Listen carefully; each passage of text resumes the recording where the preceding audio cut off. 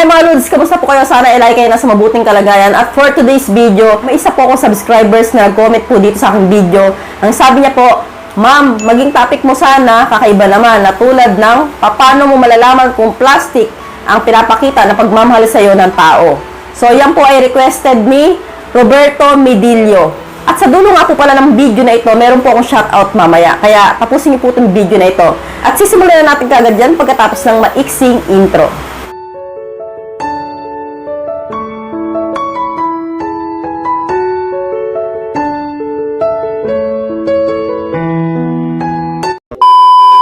Number 1 size nga po na plastic lang ang pagmamahal sa'yo ng isang tao kapag sumasama lang siya sa'yo kung may kapalit or may mahihita siya sa'yo. So sa madaling salita po, nakukuha mo lang siya, naaangkin mo lang siya kapag may bayad. So kunwari, yayayain mo siya mag-date, tapos tatanungin ka niya, ano bang ibibigay mo sa akin kung sasama ako sa'yo? Sasabihin mo, bibigyan kita ng mga alahas, bibilang kita ng mga gusto mong mga kwintas, sing-sing, o kaya after nyo naman magtalik sa motel, nanghihingi siya ng pera. So, laging may kapalit, groceries, damit, alahas, pera. So, hindi siya sasama sa'yo nang wala siyang maiuwi. So, may mga babae nga pong ganito na makukuha mo lang yung katawan nila pero may bayad. Kapag ganyan po sa'yo ang isang tao, ibig sabihin plastic po yan, mapababae man o lalaki. So, basta po nanghihingi at may kapalit, bawat yayain mo siya, makasama siya, ibig sabihin po niya, hindi kanya totoong mahal. Proceed na nga po tayo sa number 2. Minsan, walang ginawang effort para sa'yo. Halimbawa ko dito, Lods, tuwing mansari ninyo, birthday mo, o kaya nagkasakit ka na, hospital ka, never kang nakatanggap ng kahit na anong simpleng bagay mula sa kanya. So, hindi nag-effort ni minsan na kunwari birthday mo, binigyan ka ng isang t-shirt, o kaya mansari niya, binigyan ka man lang kahit love letter. So, kapag po ang isang babae, walang ginagawang effort para sa'yo, ibig sabihin po, kaplastikan lang po yung pagmamahal niya sa'yo. Kasi po, kung talagang mahal ka niyan, mag-e-effort yan kahit simpleng bagay lang. At proceed na nga po tayo sa number 3, halos ayaw magpahalik. Ito po yung unang mapapansin nyo sa isang babae kapag plastic lang ang pagmamahal niya sa'yo, halos ayaw magpahalik.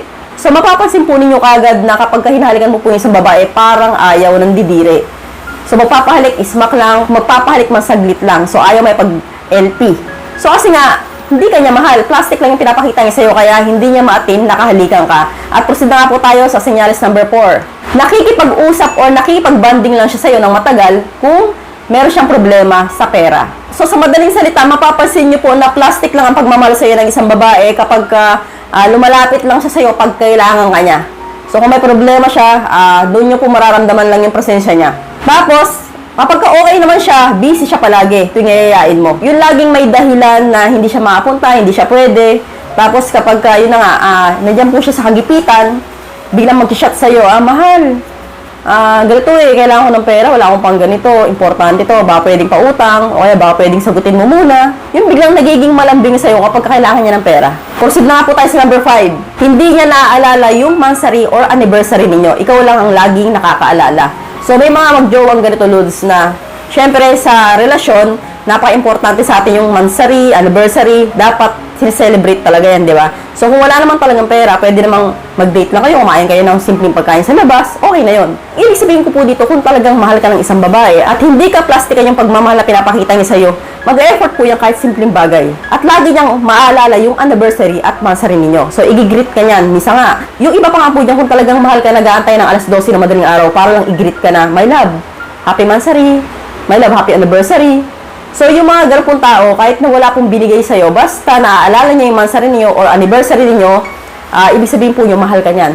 Pero kung ikaw at ikaw lang ang lagi nakakaalala, at siya lagi nakakalimutan, ay, oo nga pala, anniversary nga pala natin ngayon.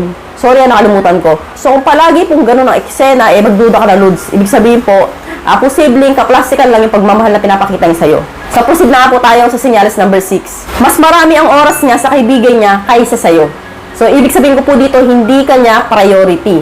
So, kung meron ka pong ganitong jowa na pakiramdam mo, mas marami siyang oras sa kaibigan niya or sa mga tropa niya, tapos pagdating sa'yo, yung binibigyan niyang oras sa'yo ay kakaramput lang. Yung ikaw pa yung mismong nagmamakaawa sa kanya na mag-date kayo, puntahan mo naman ako, magkita naman tayo. So, kung ganito po yung babae sa'yo, ibig sabihin po, plastic po yan. At proceed na po tayo sa senyales number 7. Bored siya kapag kasama ka niya. So, dito po, mararamdaman nyo rin na hindi ka talaga totoong mahal ng babae. Kapag magkasama kayo sa labas, and then panay tingin sa oras, tapos nagmamadali palaging umuwi. Pagkatapos nyo kumain, tapos pagkatapos mo siyang bigyan ng pera, or pagkatapos mo siyang bilan ng damit, or ano pa yan, mga groceries, magpapaalam na kagad sa'yo na uwi na ako. Kahit na 1 oras or 2 oras pa lang kayo magkasama, nagmamadali laging umuwi. And then kapag uuwi na siya, manghihingi pa ng pamasahe. So, sasabihin sa'yo na, uwi na ako kasi wala nang tayong gagawin dito, boring. Tandaan nyo, Lods, kapag talagang mahal ka ng isang babae, kahit maghapon o hanggang magdamag pa kayo magkasama niyan, kahit magkwentuhan o kayo na magkwentuhan, nang wala namang kwenta, never yan mabuboard sa'yo. So, proceed na nga po tayo sa senyales number 8. Hindi siya masyadong nagkukwento about sa buhay niya. So, ang ibig sabihin ko po dito, maraming lihim. At ayaw niyang makilala mo ang pamilya niya. So, kapag ganito po yung babae, kunwari, napakatagal niya na magjowa, tapos, and then, kakarampot pa lang yung nalalaman mo sa buhay niya. Kilala mo yung magulang niya, kapatid niya, pero aside from that, wala ka nang alam. Yung mga past niya, yung mga relationship niya noon, kung anong ugali niya, hindi niya sa'yo kinukwento. Sobrang tipid niya magkwento sa'yo. So, kapag po ganito yung partner mo sa'yo, halos ayaw niya malaman mo yung buhay niya noon. So, ibig sabihin po, hindi ka po niya totoong mahal. At proceed na nga po tayo sa senyales number 9. Ang bilis lang sa kanyang magsabi ng break na tayo. So, sino po sa inyo ang may ganitong jowa na kapag ka nagagalit, break na tayo, hiwalay na tayo? Yung parang hindi nag-iisip na kumasasaktan ka. Kapag nagagalit, puro ganito lagi yung bukang bibig, break na tayo, hiwalay na tayo, ayoko na, sawa na ako, pagod na ako sa'yo. And then, after ng mga ilang linggo, sinuyong mo na naman, binigyan mo ng regalo, yun, kunwari ganon. May pagbalikan ulit sa'yo. Kasi may napapala na naman sa'yo. And then, kapag galit na naman, break na tayo ulit. So, kapag po ganito yung jowa mo sa'yo, kaplastikan lang po yung pagmamahal niya sa'yo. Dahil po, ang totoong babaeng mahal ka, matatakot yan na may pag-break sa'yo. Or matatakot yan na hamunin ka basta-basta ng hiwalayan. Kasi nga, may mga lalaki na kapag hinamon nila ng hiwalayan, ay tinutotoo. So, ang babae, takot din po yan eh. So, minsan may mga babae na bukang bibig lang nila yung hiwalay. Pero deep inside, nasasaktan din sila. Pero kapag po ang babae, katulad nga nasabi ko, panay hamon sa'yo ng hiwalayan ng paulit-ulit, yung talagang matapang.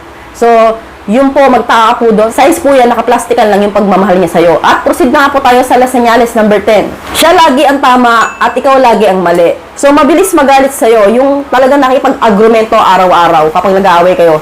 So, pakiramdam niya siya laging tama at siya laging nasusunod. Magpapakita po ito ng kaplastikan dahil nga, so hindi siya takot na mawala ka sa buhay niya. So, kayang-kaya niyang mawala ka anytime.